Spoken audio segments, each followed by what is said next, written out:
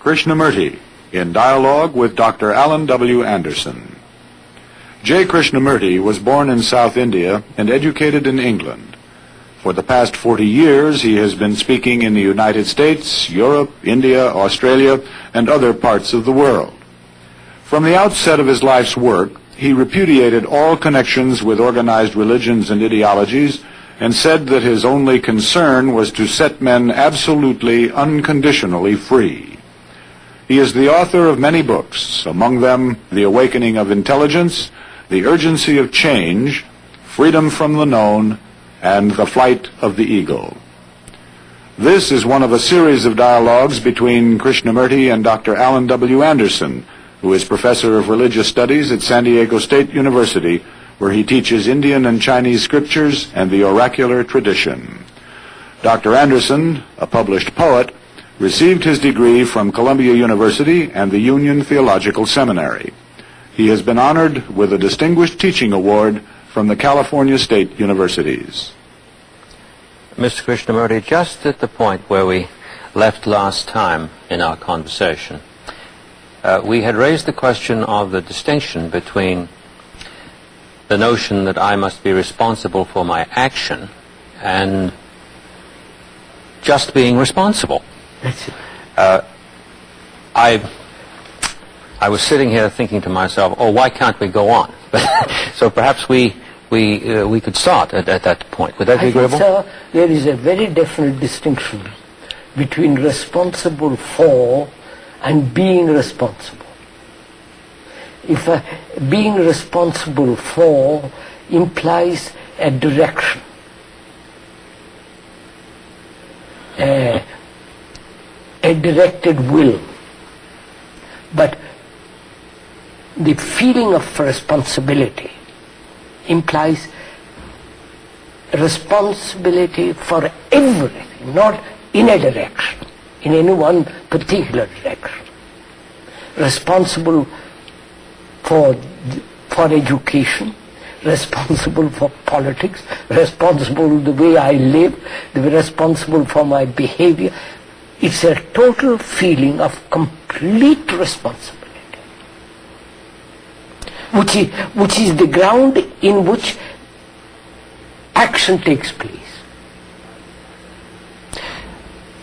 I think then this takes us back to this business of crisis we were talking about.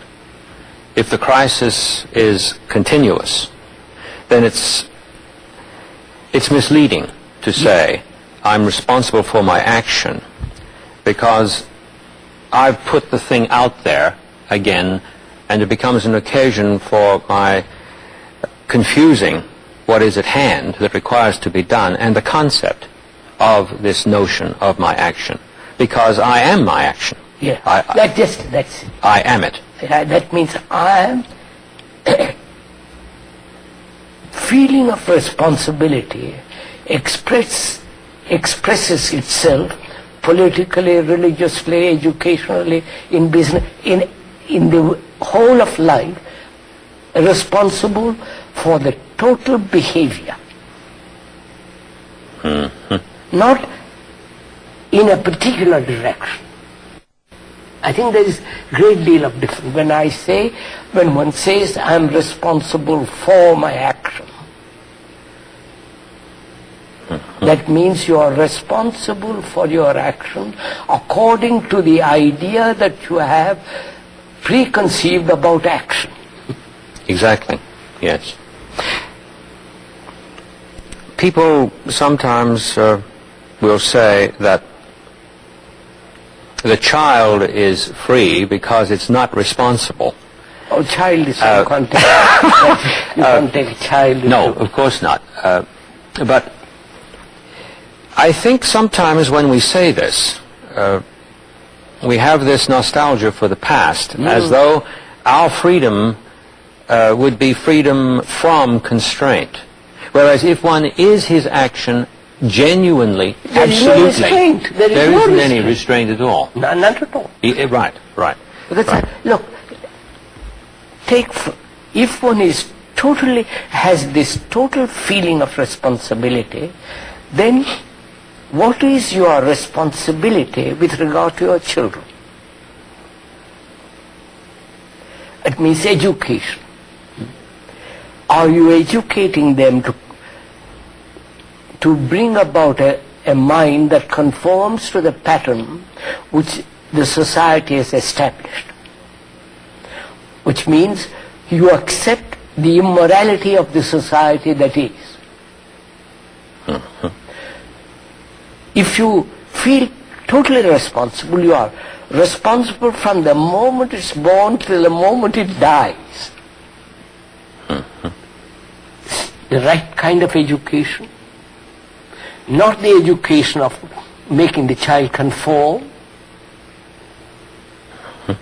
and worship of success, and the division of nationalities which brings about war. You follow all that you are responsible for, not just in a particular direction. Even if you are in a particular direction, I'm responsible for my act. What is your action based on? How can you be responsible when your action is the result of a formula that has been handed down to you? Yes, I quite follow what you mean. Like communists, they say the state is responsible. The state, worship the state. The state is the God. Yes. And you are responsible to the state. Which means they have conceived what the state should be, formulated ideationally, and according to that you act. That's not responsible action. That's irresponsible action. Whereas action means the doing now, the active present of the verb to do, which is to do now, the acting now. The acting now must be free from the past. Otherwise you are just repetition, traditionally carrying on. That's not.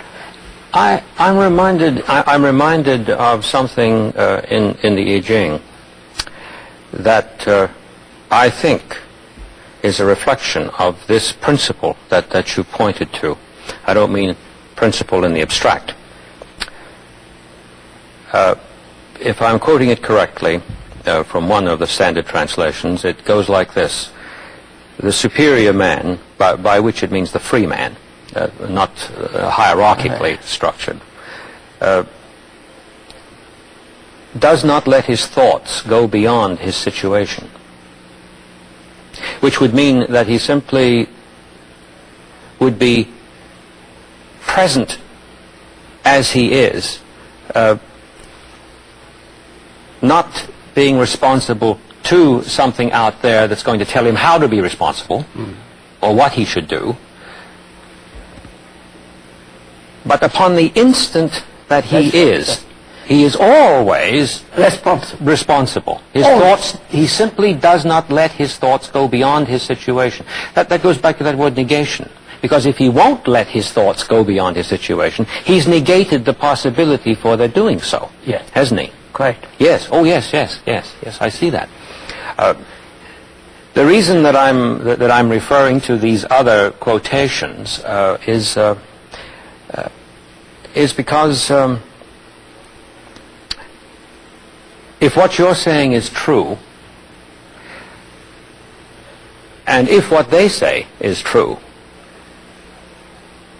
quite without respect to how they're understood or not understood, then there must be something in common here.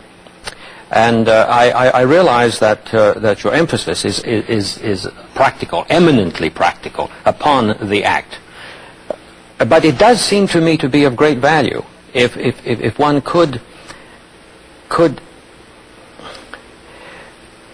commune with the great literatures, which have so many statements in them that complain about the fact that they're not understood. I see that as a great gain. Sir,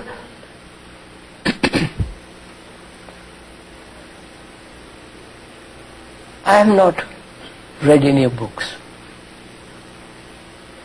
any literature in the sense, Yes, I understand. in that sense. Suppose there is no book in the world. Problem's the same. Problem is the same. Of course, of course. There is no leader, no teacher, nobody to tell you do this, do that, don't do this, don't do that. You are there. You feel totally, completely responsible. Right. Yes. Then you have to have an astonishingly active, clear brain. And not befuddled, not puzzled, not bewildered. You must have a mind that thinks clearly. And you cannot think clearly if you are rooted in the past. You are merely continuing, modified perhaps, through the present to the future. That's all. So, from that arises the question, what is the responsibility in human relationship? Yes, now we're back to relationship. Because that is the basic foundation of life. Relationship, that is to be related, to be in contact with. We are presently related. Related. This is what is. Yes. Yes. Now, what is human relationship? If I feel totally responsible, how does that responsibility express in relationship? To my children, if I have children, to my family, to my neighbor, whether the neighbor is next door or 10,000 miles away, is still my neighbor. So what is my responsibility?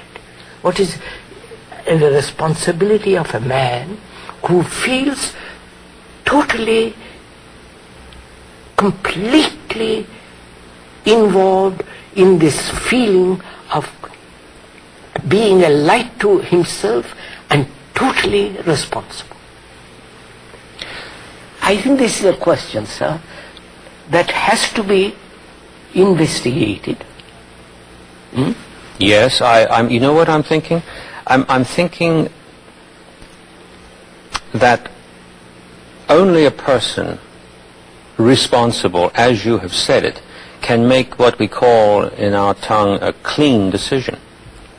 Of course, of course. So many decisions are frayed. Sir, I would like to ask this. Is there a decision at all? Decision implies choice. Yes. Choice implies a mind that's confused between this and that. It means, I think, radically to make a cut, to cut off. Yes, but a mind that sees clearly has no choice. It doesn't decide. It acts. Yes. Doesn't this take us back to this word negation again? Yes, of course. Might it not be that a clean decision could be interpreted in terms of what takes place at this point of negation? Yes. From which flows a different But action. I don't like to use that word decision. Because deciding between this and that. You don't want to use it because of the implications in it of conflict. Conflict. Conflict. Conflict. I see. Choice. We think we are free because we choose. We can choose, right? Or is a mind free that is capable of choice? Or is a mind that is not free that chooses? The choice implies between this and that. Obviously. Now, which means the mind doesn't see clearly And therefore there is choice. A choice exists when there is confusion. Yes, yes, yes. Mind that sees clearly, there is no choice. It is doing. I mean, I think this is where we've got into rather trouble when we say we are free to choose. Choice implies freedom. I say on the contrary. Choice implies a mind that's confused and therefore not free. What occurs to me now is the difference between regarding freedom as a property or quality of action rather than a state. Oh, yes, but we have the notion that freedom is a state, a condition, which is quite different from the emphasis that you're leading me yes, into. That's right. Yes, yes, yes. So let's come back to this thing, sir, which is, what is the responsibility of a human being who feels this sense of in relationship?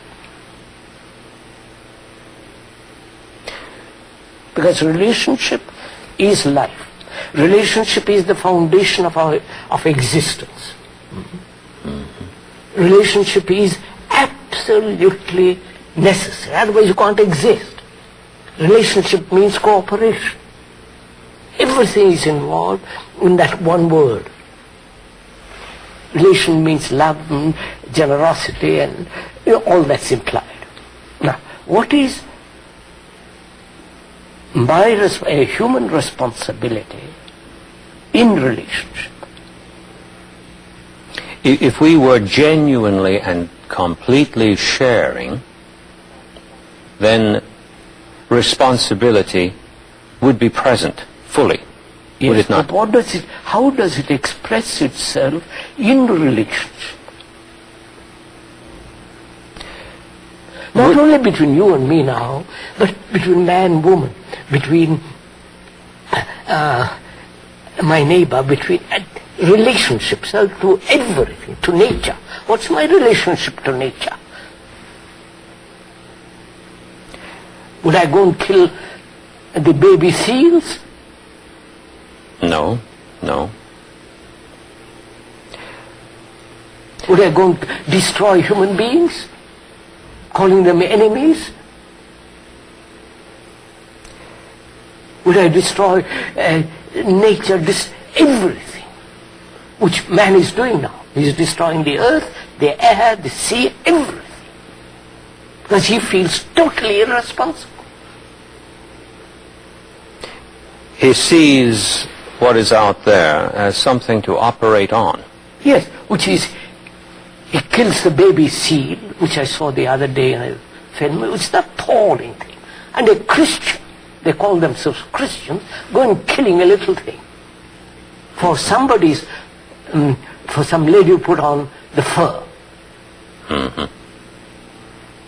And you follow the totally immoral the whole thing is.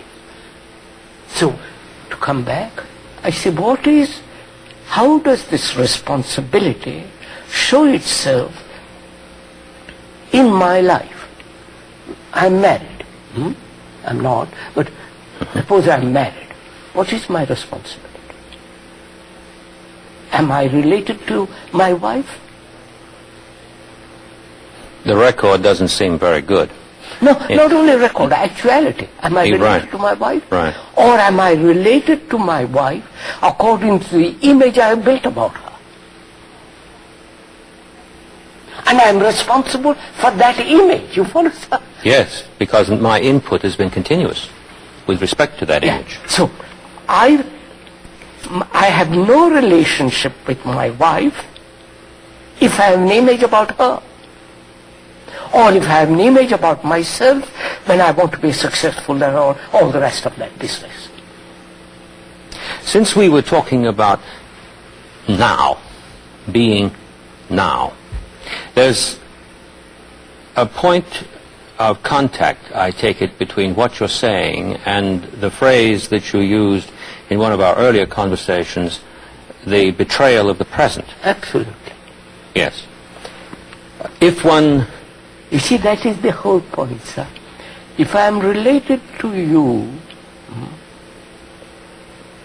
I have no image about you or you have an image about me.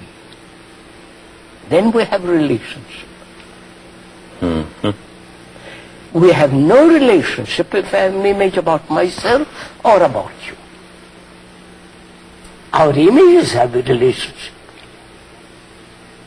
But in actuality, we have no relationship. I might sleep with my wife or some, but it is not a relationship. Mm-hmm. It's a physical contact, sensory excitement, nothing else. So my responsibility is not to have an image. Mm-hmm. Mm-hmm. This brings to mind, I think, one of the loveliest statements in the English language, which I should like to understand in terms of what we have been sharing. These lines from Keats' poem Endymion. There's something miraculous, marvelous in this statement, it seems to me, that's immediately related to what you've been saying. A thing of beauty is a joy forever. And then he says, as though that's not enough, he says its loveliness increases. Quite. And then, as though that's not enough, he says it will never pass into nothingness. Right. Now, when the present is not betrayed, it's full with a fullness that keeps on abounding. It's quite understand. Would I be correct in that? So. I think that's truly what he must be saying. And one of the things too that passed my mind was he calls it a thing of beauty. He doesn't call it a beautiful thing. No, it's a thing of beauty, as though it's a child of beauty. Marvelous continuity between this. Not it's beautiful because I think it's beautiful and therefore it's outside. This... Yes. Look, I must stick to this because this is really quite important. Because you go where you will, there is no relationship between human beings. Mm-hmm. Mm. And that is the tragedy, and from that arises all our conflict, violence, the whole business. So, when there is this responsibility, the feeling of this responsibility, it translates itself in relationship, which doesn't matter with whom it is, a freedom from the known, which is the image. And therefore, in that freedom, goodness flowers. Goodness flowers. And that is the beauty. And that is beauty. Beauty is not an abstract thing, but it goes with goodness. Goodness in behavior, goodness in conduct, goodness in action. Sometimes while we've been talking, I've started a sentence with if. And I've looked into your eyes, and immediately I got it out. I knew I'd said the wrong thing. It's just like a minute ago, you said if, and you said no, when. Yes. Yeah. We're always ifing it up. I know, ifing it up. It's awful. I know. We're always dealing with abstractions rather than with reality. Immediately we if. A construction is out there which we endlessly talk about. That's right. And we get cleverer and cleverer about it. And it has nothing to do with anything. Yes. So, how does this responsibility translate itself in human behavior? You understand? there would be an end to violence. Absolutely. Wouldn't taper off. You see what we have done, sir? We are violent human beings, sexually, in every way we are violent human beings. And not being able to resolve it, we have created an ideal of not being violent, which is the fact, an abstraction of the fact, which is non-fact, and try to live the non-fact. Yes. Immediately that produces conflict because it can't be done. Conflict, misery, confusion, all the rest of it. Now, why does the mind do it? The mind does it because it doesn't know what to do with this fact of violence. Therefore, it's in abstracting the idea of not being violent, postpones action. I am trying not to be violent. And in the meantime, I'm jolly well violent. Yes. And it is an escape from the fact. All abstractions are escape from the fact.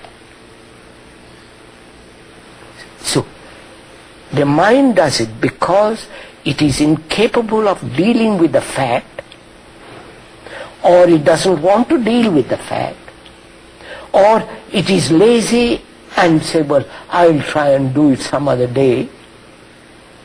All those are involved when it withdraws from the fact. Now, in the same way, the fact is our relationship is non-existent. I may say to my wife, I love you, I'm etc., etc., but it's non-existent. Because I have an image about her and she has an image about me. So, on abstractions we have lived. It just occurred to me that the word fact itself, which there have been no end of disquisitions about. Yeah, of course. Fact, what is, let's call it what is. But actually it means something done. Done, yes. Not the record of something, but actually something done, performed, act. And it's that sense of fact that with our use of the word fact, give me facts and figures. We say in English, give me facts. We don't mean that when we say it. No.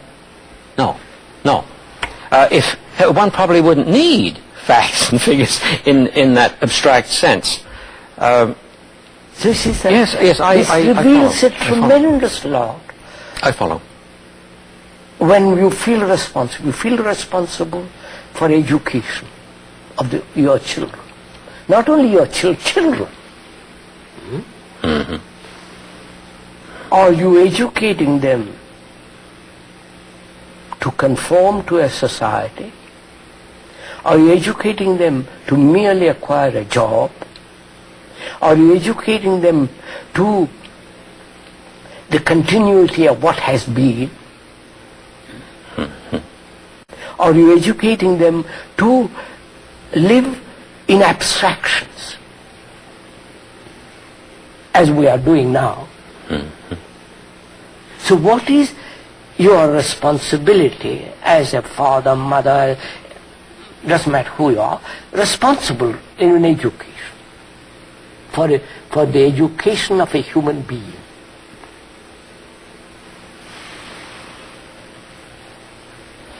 That's one problem. What is your responsibility if you feel responsible for human growth, human culture, human goodness? What's your responsibility to the earth? To nature? You follow? It is a tremendous thing to feel responsible.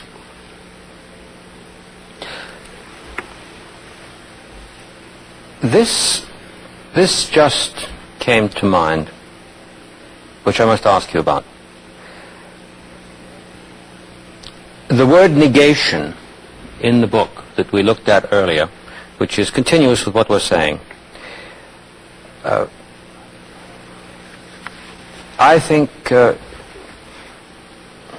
is itself rather endangered by the usual notion that we have of negation, which is simply a prohibition, which is not meant. No. Which is not meant. Of course not. When we reviewed that incident in the Gita between the general and his charioteer, the Lord Krishna, the Lord's response was a negation without it being a prohibition. Quite. Wasn't it? I don't know. No. I mean, in terms of what we just got through saying. Yes. There's a difference then between rearing a child in terms of relating to the child radically in the present, in which negation, as is mentioned in the book here that we went through, is continuously and immediately and actively present, and simply walking around saying to oneself, now I'm rearing a child, therefore I mustn't do these things, and I mustn't do those things, I must do that. Exactly. An entirely different thing. But so one has to break the habit of seeing negation as prohibition. And also, you see, with responsibility goes love, care, attention. Yes, earlier I was going to ask you about care in relation to responsibility. Something that would flow immediately, naturally. Yes. Not something that I'd have to project that I needed to care for later. Yeah. And so I won't forget. But I would be with it. Yes. See, that involves a great deal too, because the mother depends on the child. And the child depends on the mother or the father, whatever it is. So that dependence is cultivated. Not only between the father and the mother, but depend on a teacher. Depend on somebody to tell you what to do. Depend on your guru. Yes, so I'm gradually the child, the man, is incapable of standing alone.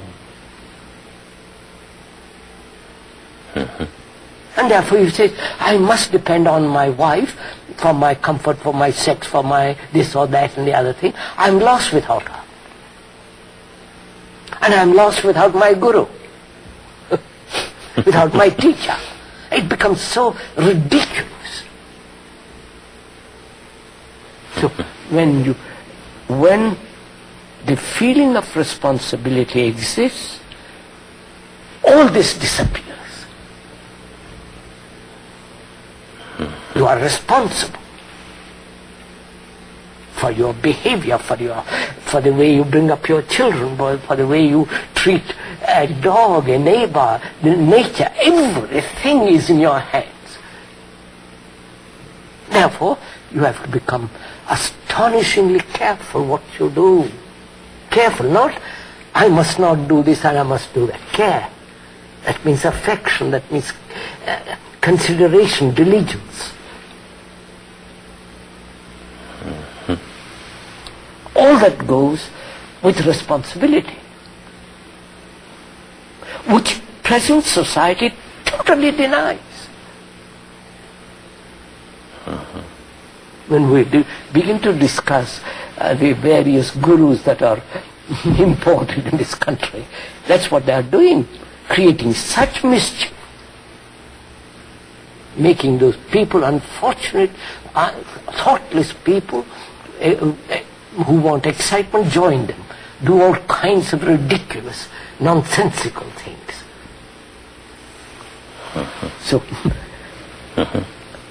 So come back. Freedom implies responsibility. And therefore freedom, responsibility means care, diligence, not negligence, not doing what you want to do, which are what is happening in America. Do what you want to do. This permissiveness is just doing what you want to do, which is not freedom, which breeds irresponsibility.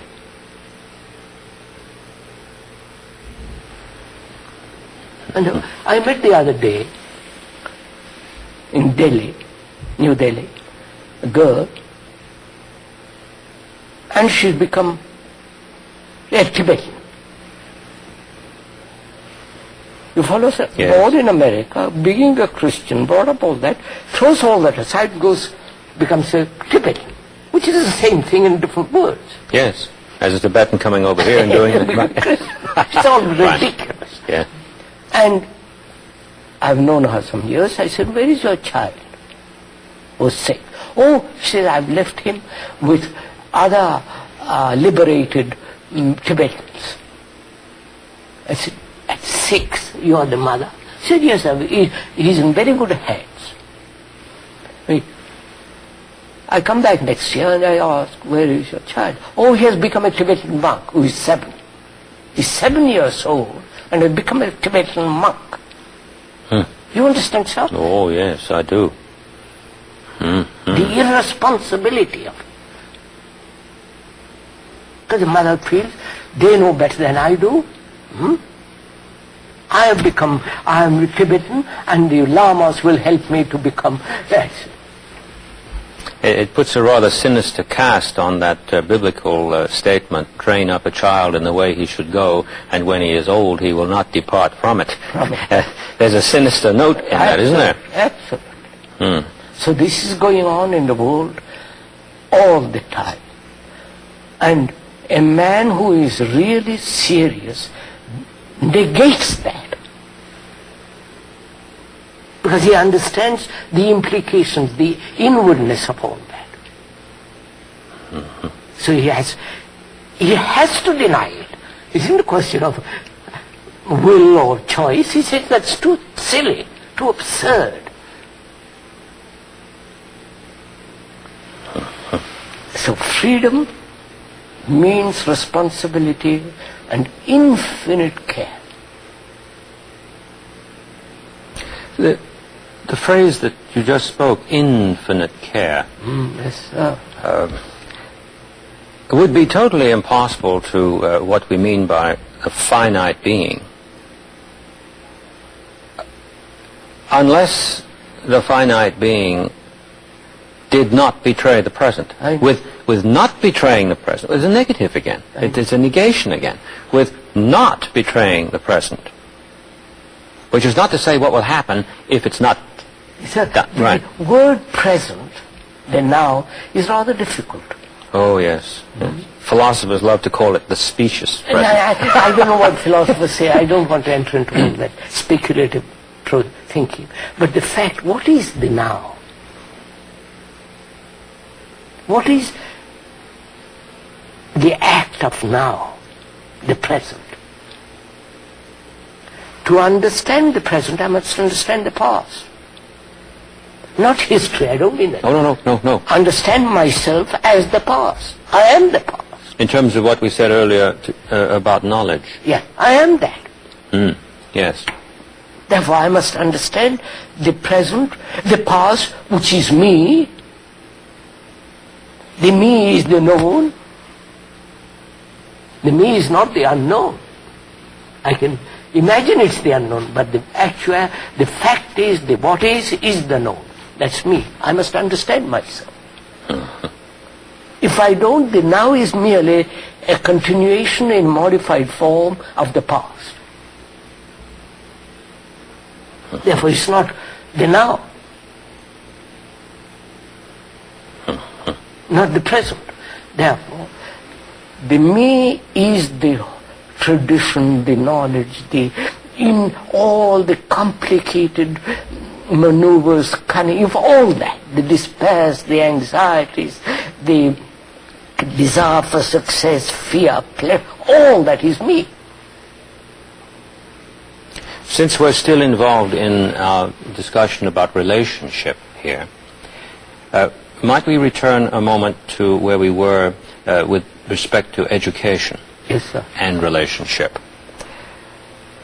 I want to be sure that I've understood you here. Let us say that one were fortunate enough to have a school where what you are pointing to was going on. We are doing it. We have got several schools. Marvelous. Well, we'll have a chance to talk about that, won't we? Yes. Good.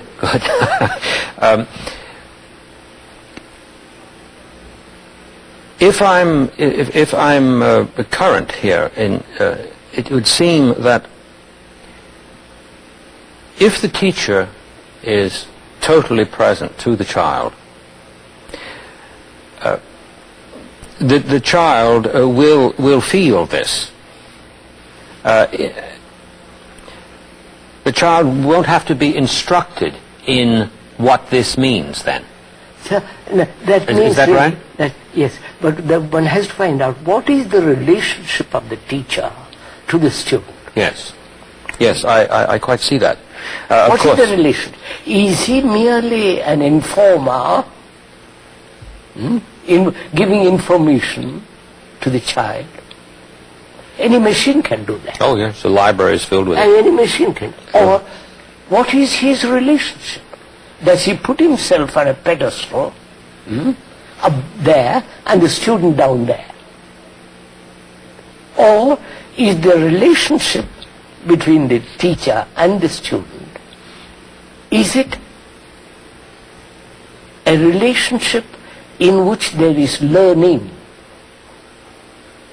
on the part of the teacher as well as the student? Learning. Yes. Not I have learned and I'm going to teach you. Therefore, in that there is a division between the teacher and the student. But when there is learning on the part of the teacher as well as on the part of the student, there is no division. Both are learning. Yes. And therefore, that relationship brings about a companionship. A sharing. A sharing. A sharing, yes. And taking a journey together. And therefore, an infinite care on both sides.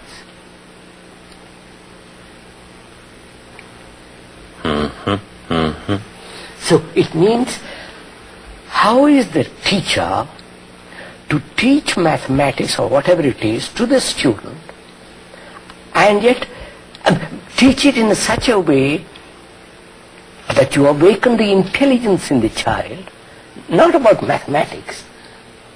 No, of course not. No. Yes. Yes. And how do you bring this act of teaching in which there is order? Because mathematics means order. The highest form of order is mathematics. Now, how will you convey to the student in teaching mathematics that there should be order in his life? Not order according to a blueprint. That's not order. You've heard? Yes, yes. Therefore, it's a creative teaching. It's not creative. It's a teaching. It's an act of learning all the time. So it's a living thing. Not something I've learned and I'm going to impart it to you. This reminds me of a little essay I read many years ago by Simone Weil, which she called On Academic Studies. There's some title like that. And she said that every one who teaches a subject is responsible for teaching the student the relation between what they're studying and the Their students life. making a pure act of attention. I know, of course. Of course. And that if this doesn't take place, the whole thing doesn't mean a thing. So that's one stops to think, what would a teacher say if a student walked up and looked at them and said, fine, we're studying calculus right now. Now, you tell me how I am to see this that I'm pursuing in relation to my making a pure act of attention. Well, it would be likely a little embarrassing, except for the most unusual person who had who had a grasp of the present. Yes. So, sir, that's just it. Yes. What is the relationship of the teacher to the student in education? Is he training him merely to conform? Is he training him to cultivate mere memory, like a machine? Is he training, or is he helping him to learn about life? Not just about sex, the life, the whole immensity of living, the complexity of it, which we are not doing. No. No, even in our language, we refer students to subject matters. Yes, yes, yes. They take this, they take that, they take the other. And, in fact, there are prerequisites for taking these other things. And this builds a notion of education which has absolutely no relationship to what... None at all. And yet, amazingly, in the catalogs of colleges and universities across the country, there is in the first page or so a rather pious remark about the relation between their going to school and the values of civilization. And we have this whole, and that turns out to be learning a series of ideas. Well, I don't know whether they do it anymore, but they used to put the word character in there. They probably decided that's unpopular. They might very well have dropped that out by now. I'm not sure. Yes, yes. Yes, I'm following what you say. So when you feel responsible, there is a flowering of real affection. Mm-hmm. A flowering of care for a child. And you don't train him or cultivate, condition him to go and kill another for the sake of your country. You follow? Mm-hmm. All that is involved in it. Mm-hmm. Mm-hmm. So we come to a point where a human being, as he is now, so conditioned to be irresponsible, how is that, what are the serious people going to do with the irresponsible people? You understand? Education, politics, religion, everything is making human beings irresponsible. I'm not exaggerating, this is so. Oh no, you're not exaggerating. Yes. Now, I see this as a human being. I say, what am I to do? You follow, sir? What is my responsibility in face of the irresponsible? Well, if it's to start anywhere, as we say in English, it must start at home. It would have to start with me. So I say, that's the whole point. I have to start with me. Right. Then if from that question arises, then you can't do anything about the irresponsible. No, exactly. No, sir. Something strange takes place. Well, I misunderstood you. I'm sorry. What I meant by replying there is that I don't attack the irresponsible. No. No. Yes, go ahead. Yes. Something strange takes place, which is consciousness.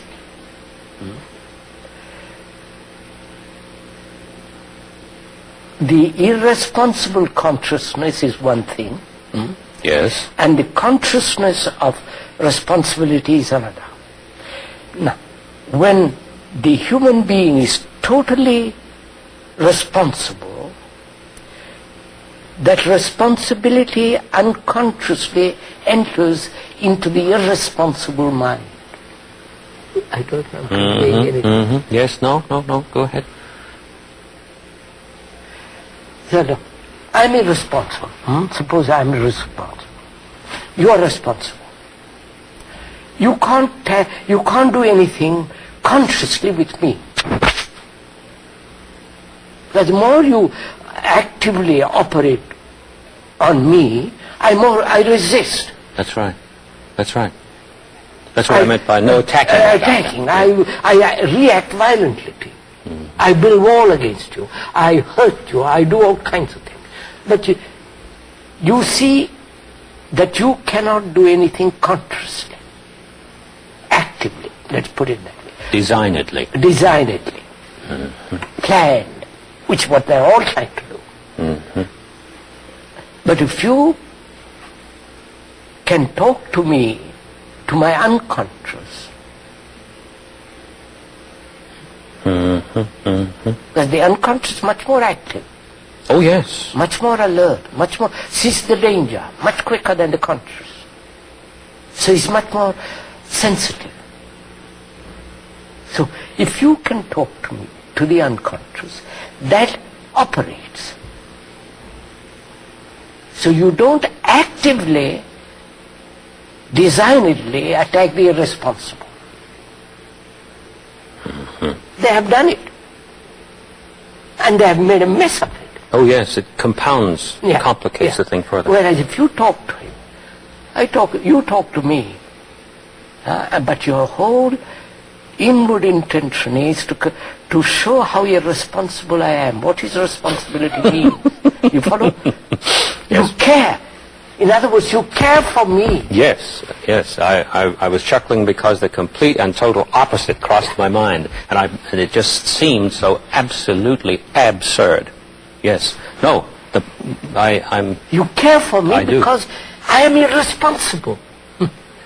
You follow? Exactly. Therefore you care for me. And therefore you are watching not to hurt me, not to... You follow? In that way you penetrate very, very deeply into my unconscious. And that operates unknowingly when I'm... Suddenly I say, but how you follow? That operates.